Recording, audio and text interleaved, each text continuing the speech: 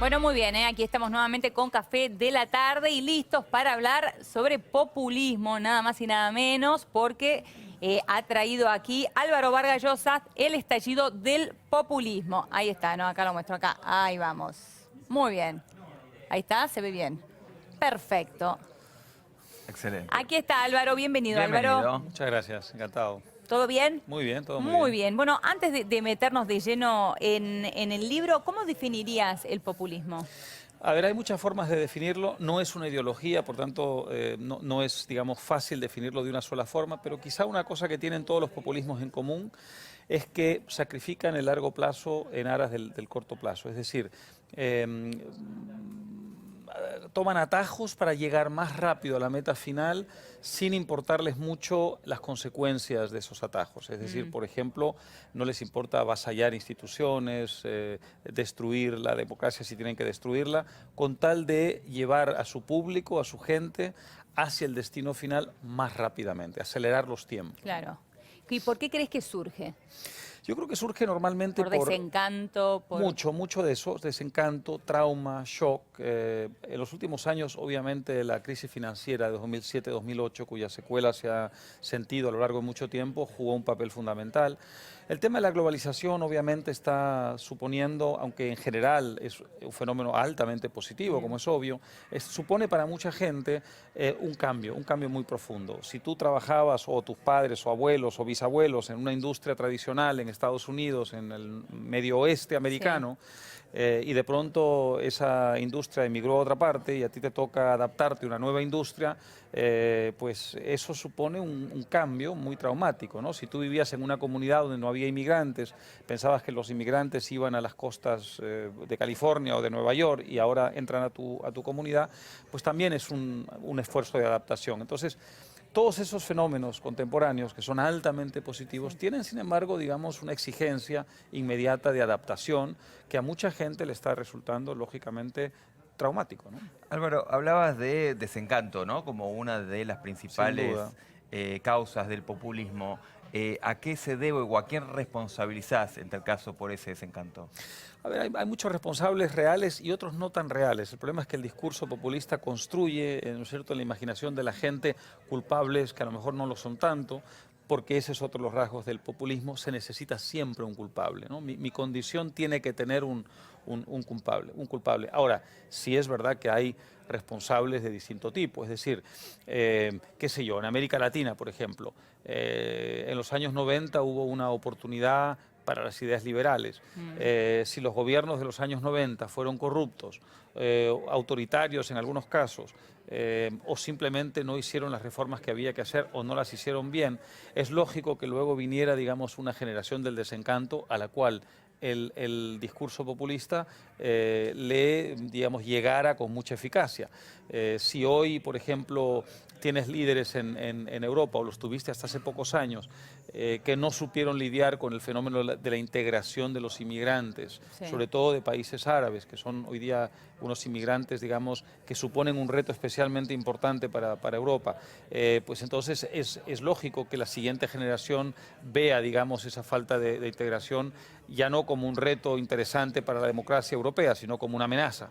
Y entonces surgen partidos como el que acaba de surgir en Alemania, en realidad acaba no, pero hace pocos años, digamos, y que en las últimas elecciones ha obtenido casi 14% de los votos, ¿no? Totalmente. Ahora, ¿cómo ves el populismo a nivel global y también en América Latina? ¿Crees que está en alza o en baja? Bueno, es interesante porque ahora en América Latina está más bien en retroceso, quizá con la excepción de México, donde va a haber elecciones el próximo año y el candidato populista, que se llama López Obrador, va adelante en las encuestas y tiene mucha fuerza, pero en general en América Latina hemos visto lo que ocurrió en Argentina, en Brasil, incluso ahora en Ecuador, es muy interesante lo que está pasando. En general está en retroceso. En el mismo momento... ¿Qué pasa con Venezuela? Bueno, lo de Venezuela, digamos, es un caso trágico, pero eso no significa que sea un caso de éxito del populismo. Es, digamos, un éxito perverso, más bien, el haber logrado permanecer en el poder, pero hoy, si los venezolanos pudieran decidir libremente qué hacer con ese régimen, el 90-80% lo repudiaría. De modo que también está en retroceso ahí en ese sentido, ¿no? Pero en el mismo momento en que está en retroceso en América Latina, en otras partes, como en Estados Unidos, digamos que a medias, porque es más discutible si lo está o no, pero en todo caso en un sector sí lo está, y luego en Europa también está, digamos, avanzando. Entonces es como unas pocas veces en la historia moderna en que América Latina puede dar lecciones al resto del mundo con respecto al populismo, Pregunta. porque lo está rechazando. Decías a medias en Estados Unidos, Sí. quiero preguntarte por qué. Y por otro lado decías, bueno, antes en México el candidato populista, cuando antes habías señalado que el populista es aquel que toma medidas, toma atajos, violando muchas veces normativas legales y demás. Digo, ¿cómo se sabe, cómo identificás a alguien que es un candidato todavía si es que no tuvo experiencia en el Ejecutivo, digamos, ¿no? En ¿Cómo gestión. no? Bueno, sí la tuvo porque fue alcalde, digamos, jefe del gobierno en el DF, en la capital, y su forma de actuar fue autoritaria, clientelista, es decir, el clásico candidato populista. Y luego su discurso, es un discurso nacionalista, es un discurso antimoderno, es un discurso altamente proteccionista y es un discurso además ahora nacionalista, porque el populismo adopta también el discurso nacionalista. En el caso de México, obviamente, muy facilitado ese discurso por la presencia de Trump al otro lado de la frontera. En Estados Unidos hablo de a medias porque la democracia reaccionó. Es una de las cosas que creo que desde el sur tenemos que mirar con admiración y además también como una lección que creo que podemos aprender. La democracia estadounidense ha demostrado ser capaz, digamos, de hacer frente al fenómeno populista de Trump exitosamente. Los tribunales, el Congreso, el propio Partido Republicano, su partido, por supuesto la sociedad civil, la prensa misma. Es decir, hay un conjunto de instituciones Pero eso en Estados no Unidos. tiene que ver, más bien, perdón, con la forma de gobierno de los Estados Unidos y Sí, el peso sin duda. que hay.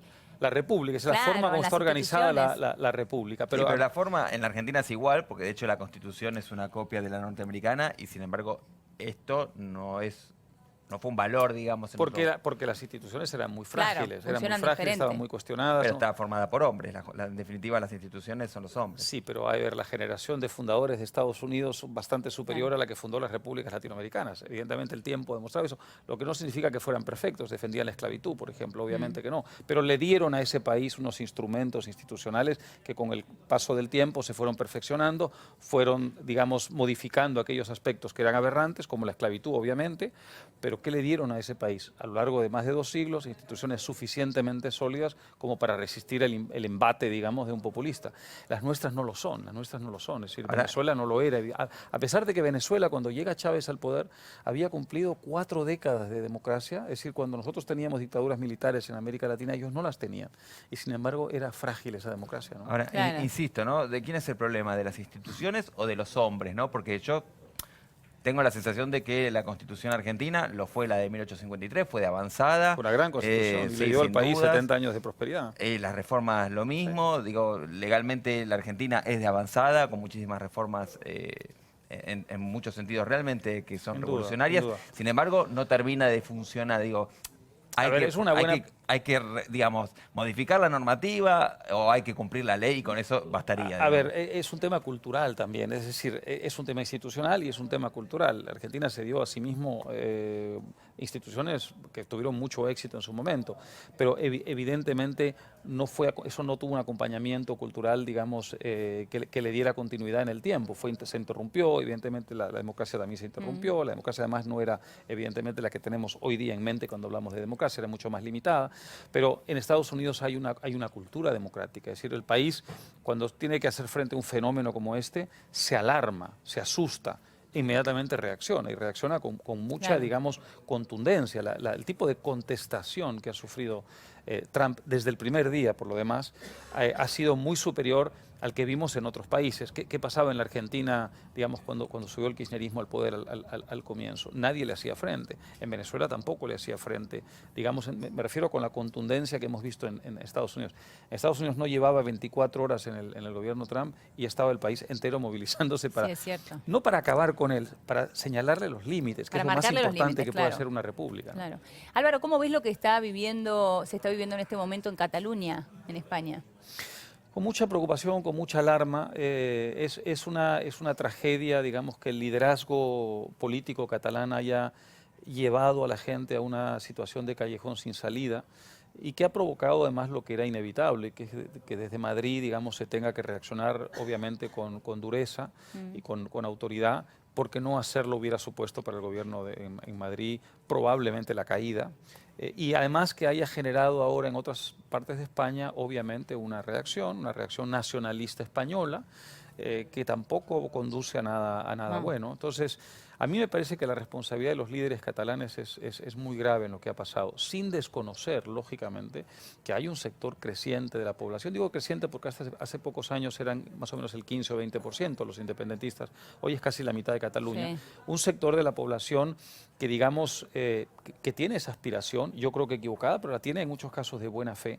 Pero para eso están los líderes políticos, y los líderes más allá de los políticos también, para conducir eso de una manera responsable. Si tú le haces a la gente, le haces creer que tomando atajos se puede llegar más rápido al objetivo, al final los llevas a lo de ayer, a un enfrentamiento violento que felizmente no se cobró ninguna vida, ¿no? Pero decías, fue inevitable para vos, ¿las imágenes que vimos ayer fueron inevitables? Sí, porque el momento en que, a ver, ponte en el lugar de Rajoy en Madrid. Tú tienes a Cataluña, digamos, oficialmente, a través de la Generalitat, del gobierno de Cataluña, desobedeciendo la ley, es decir, la Constitución, las leyes, el Estatuto de Autonomía de Cataluña, además, y además a los jueces, a los tribunales que habían dicho que eso era ilegal.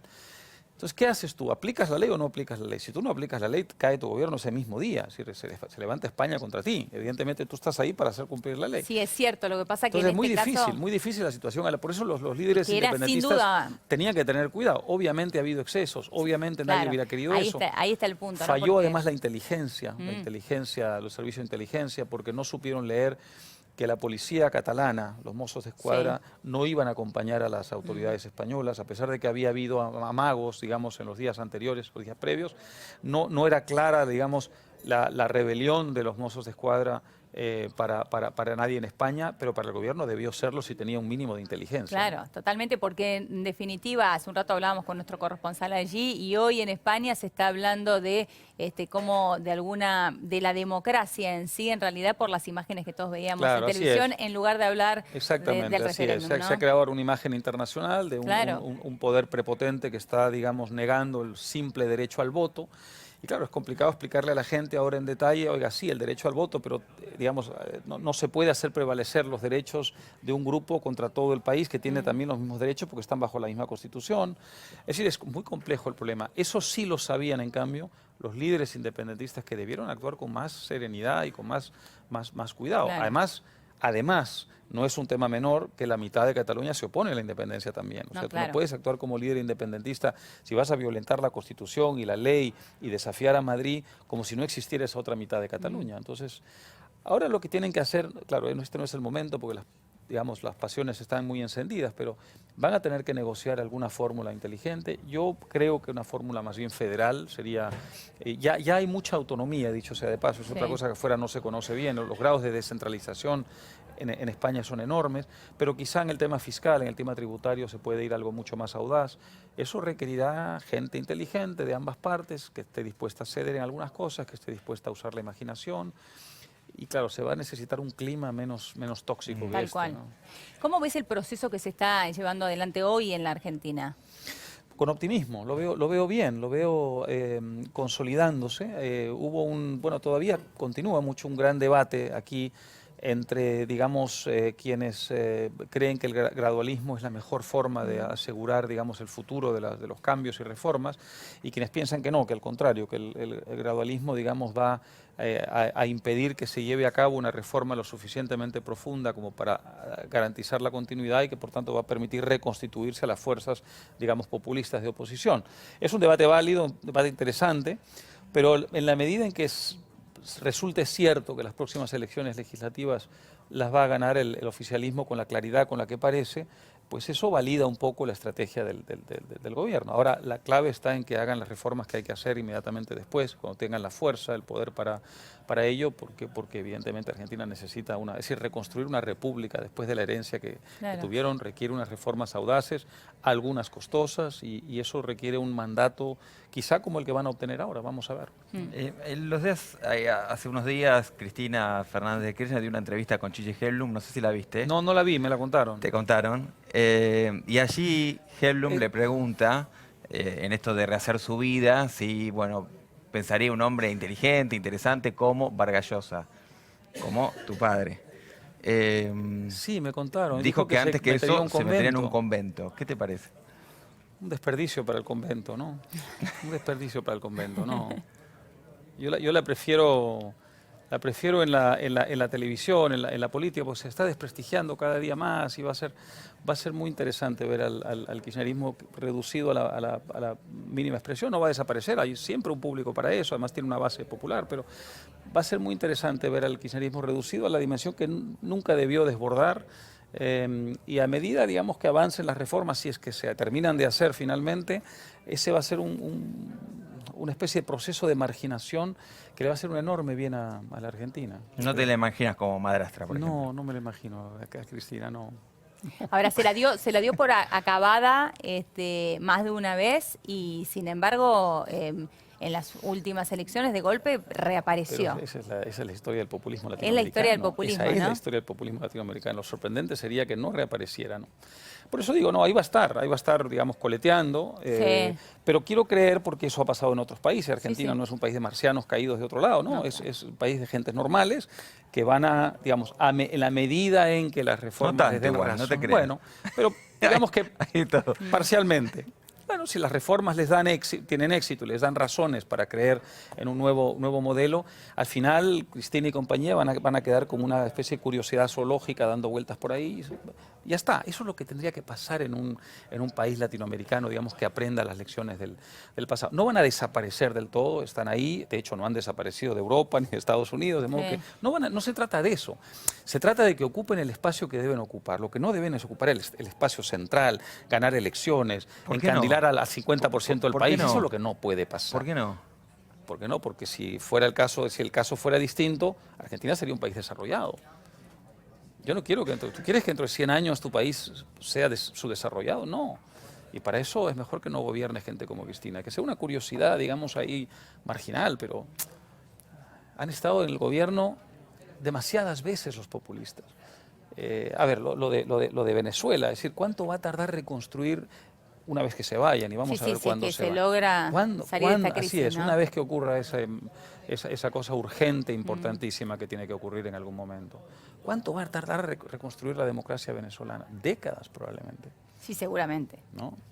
Muchísimas Trágico. gracias, Álvaro. Muchas gracias. Un placer Gracias. conversar contigo. Aquí mostramos nuevamente el libro de Álvaro. Ahí está. Vargas Llosa, El estallido del populismo. Muchísimas gracias. Encantado. Álvaro. Muchas gracias, Un placer, Gracias.